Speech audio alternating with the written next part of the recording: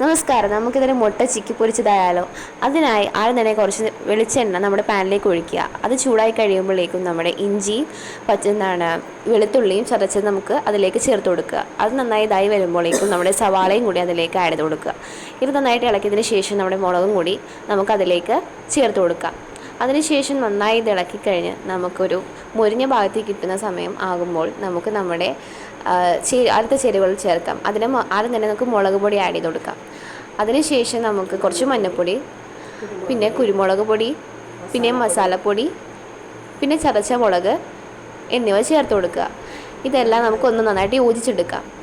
അപ്പോൾ നമുക്ക് ഇതും കൂടി നന്നായിട്ട് നല്ല ചൂട് കൂടി വരുമ്പോൾ നമുക്കതായിട്ട് നന്നായിട്ട് മൂത്ത് വരുമ്പോഴേക്കും നമ്മുടെ ഉപ്പ് നമുക്കിതിലേക്ക് ചേർത്ത് കൊടുക്കാം. ഇതിന് ശേഷം ഇത് നന്നായി മൂത്ത് വരുന്ന സമയമാകുമ്പോൾ നമുക്ക് നമ്മുടെ മുട്ട ഓരോന്നോരോന്നായി ചേർത്ത് കൊടുക്കാം. ഇതിന് ശേഷം നന്നായി തന്നെ നമുക്കിതൊന്ന് ഇളക്കി കൊടുക്കുക. ഇതെല്ലാം നമുക്ക് ഇളക്കി യോജിപ്പിച്ചതിന് ശേഷം നമുക്ക് വേണ്ടുന്നൊരു പാകമുണ്ട്.